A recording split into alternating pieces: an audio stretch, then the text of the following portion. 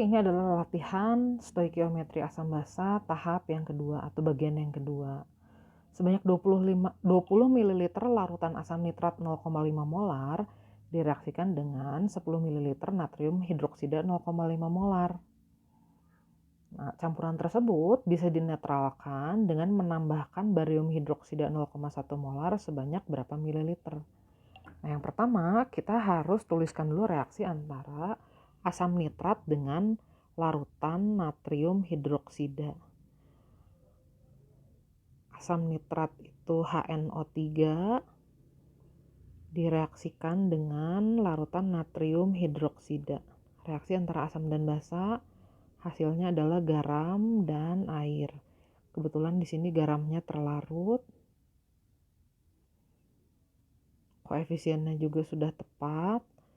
Asamnya itu tadi 20 ml 0,5 molar. Basanya 10 ml 0,5 molar. Nah, kita hitung dulu molnya. Mol itu kan molar dikali volume.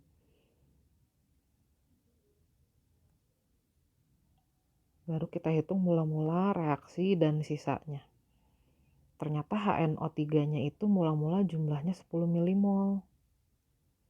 NaOH-nya jumlahnya 5 milimol. Koefisiennya 1 semua. Jadi dari sini kita lihat bahwa yang tersisa itu nanti adalah asam nitratnya. Nah, asam nitratnya tersisa 5 milimol. NaOH-nya adalah reaksi pembatas. NaNO3-nya garam netral karena ini campuran asam kuat dan basa kuat. Nah, airnya 5 milimol. Pertanyaannya adalah campuran ini bisa dinetralkan dengan barium hidroksida sebanyak berapa mol? Nah, barium hidroksida nanti akan bereaksi dengan asam nitrat yang tersisa. Jadi kita tinggal tuliskan saja yang tersisanya. Asam nitrat tadi tersisa 5 milimol, ini menjadi keadaan mula-mula untuk reaksi yang kedua. Direaksikan dengan barium hidroksida. Hasilnya nanti garam juga. Di sini garamnya barium nitrat dan air. Persamaannya disetarakan dulu seperti biasa. Nah, barium hidroksidanya itu diketahui di soal 0,1 molar dan kita perlu mencari volumenya. Volumenya misalkan saja X mililiter. Jadi jumlah mol mula-mulanya 0,1 X milimol.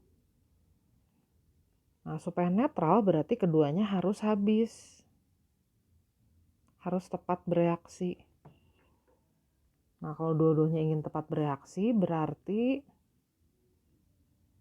HNO3-nya berkurang 5 milimol, BaOH 2 kalinya harus berkurang 2,5 milimol.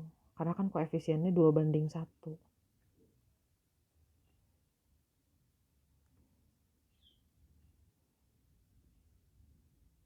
Nah, tugas kita mencari X-nya. Dari sini kita dapat persamaan 0,1 X milimol dikurangi 2,5 itu sama dengan 0.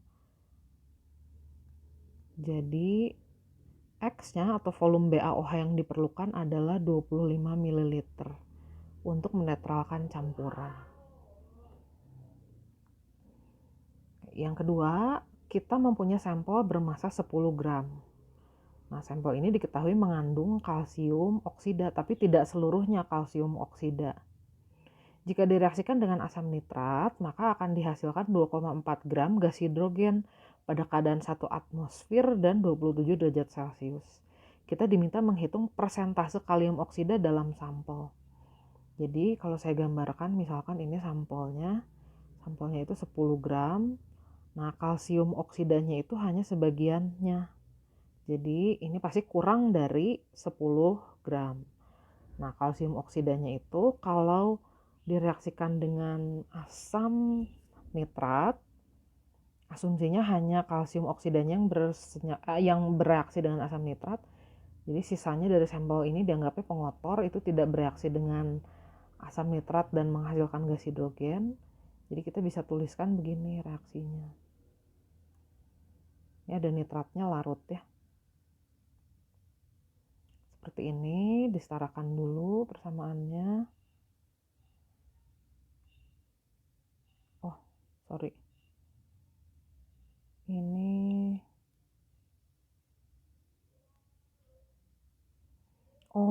CaO direaksikan dengan asam itu hasilnya bukan garam ya. Oke. Saya ganti aja deh soalnya ini ada yang salah nih. Ini diketahui sampelnya mengandung kalsium aja deh. Saya ganti soalnya ya. Jadi sampelnya mengandung kalsium saja. Jadi saya hapus, nggak mengandung oksida ya.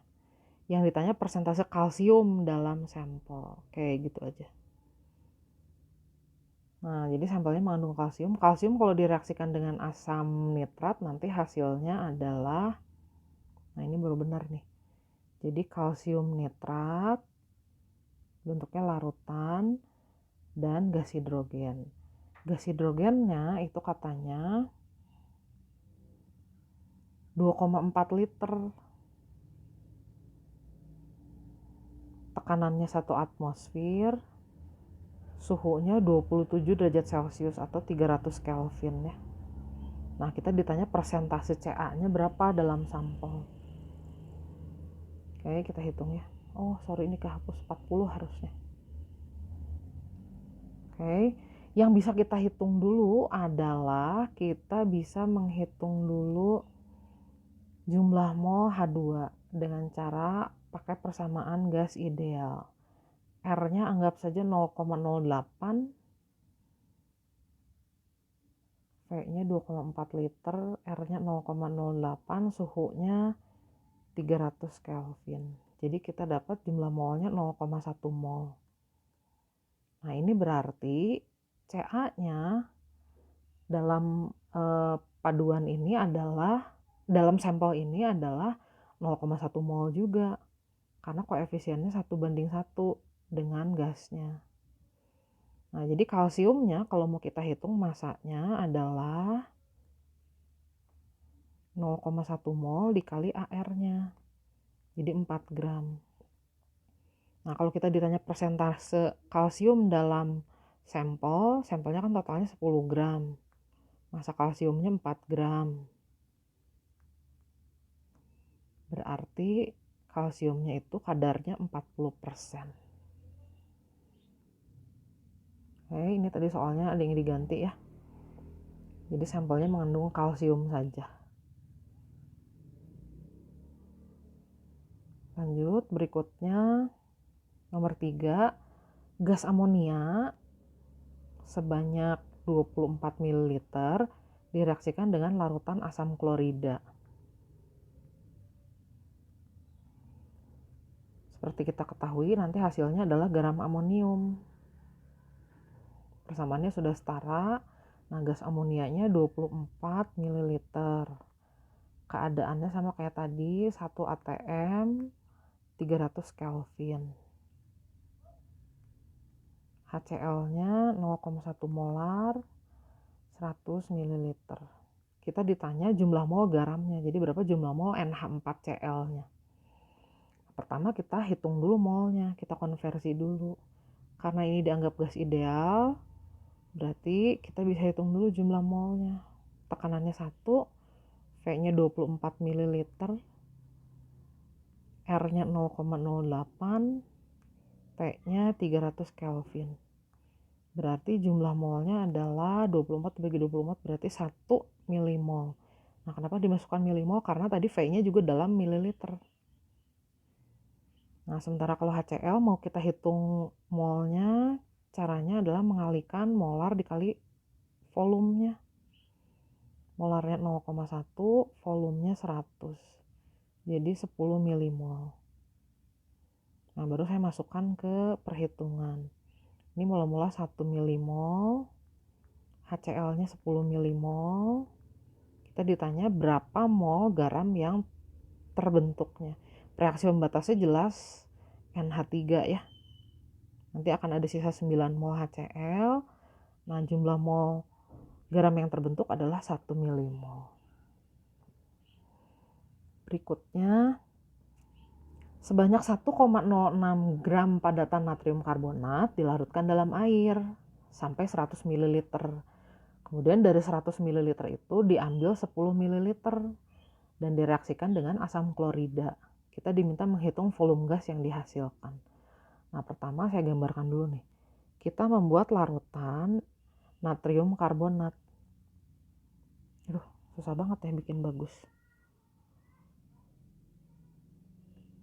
Nah, ini 100 ml larutannya. Kita bisa hitung dulu molaritas larutannya dengan cara ini. Nah, molnya itu bisa kita ganti jadi massa dibagi mR. Massanya 1,06. Dan kalau dihitung mR natrium karbonat itu adalah 106. Volumenya tadi dijadikan 100 ml atau 0,1 liter. Nah, kenapa saya buat seperti ini? Supaya saya dapat satuan konsentrasinya dalam molar. Nah, dari sini diambil hanya 1/10-nya atau hanya diambil 10 ml. Nah, larutan yang 10 ml ini akan sama molaritasnya. Molaritasnya tetap 0,1 molar. Bayangkan aja bikin segelas besar sirup, terus kita ambil jadi dalam gelas-gelas kecil, satu pitcher terus diambil dalam gelas kecil, nah pasti kemanisannya sama. Nah, sekarang yang 10 ml ini menjadi larutan Na2CO3 direaksikan dengan asam klorida. Nah, hasilnya jadi NaCl ditambah H2CO3 ya. H2CO3 senyawa hipotesis, dia harus diurai menjadi H2O dan CO2. Disetarakan dulu. Nah, tadi ini kita sudah tahu konsentrasinya tetap sama 0,1 molar, sama seperti wadah besarnya, tapi volumenya hanya 10 ml. Nah, HCl yang direaksikan adalah 10 ml 0,2 molar.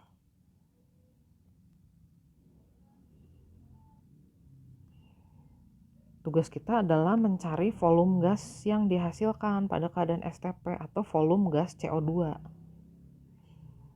Nah, ini jumlah milimolnya kalau dihitung molar kali volumenya jadi 1 milimol dan 2 milimol masing-masing. Nilai mol mula-mula per koefisiennya sama ya. Berarti dua-duanya tepat bereaksi, dua-duanya habis.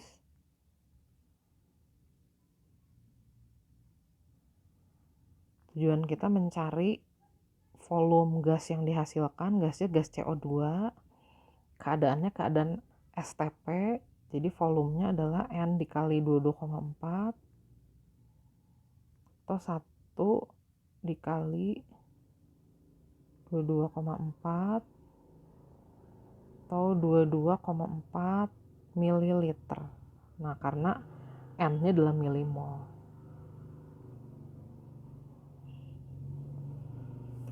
Oke.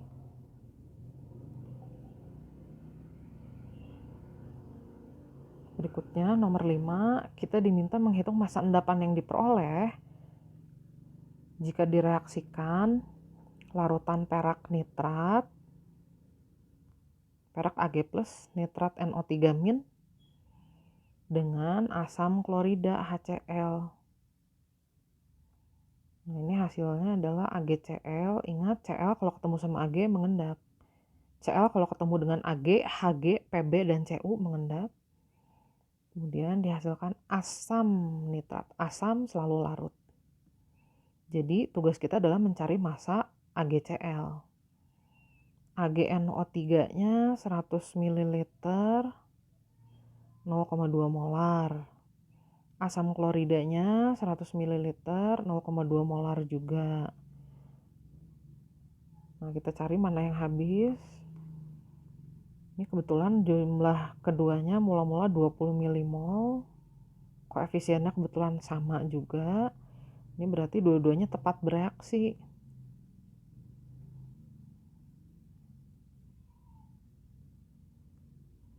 Nah, kita mau menghitung massa endapannya atau massa AgCl. Massa itu adalah mol dikali mR-nya. Nah, tadi ada ARAG 108, ARCl 35,5. Jadi kalau dihitung mR-nya adalah 143,5. Nah, kalau dihitung masanya ini nanti kita akan dapat satuan dalam miligram ya, karena N-nya dalam milimol. Jawabannya 2870 miligram, atau kalau mau dijadikan gram boleh juga bagi 1000. Begitu, selesai.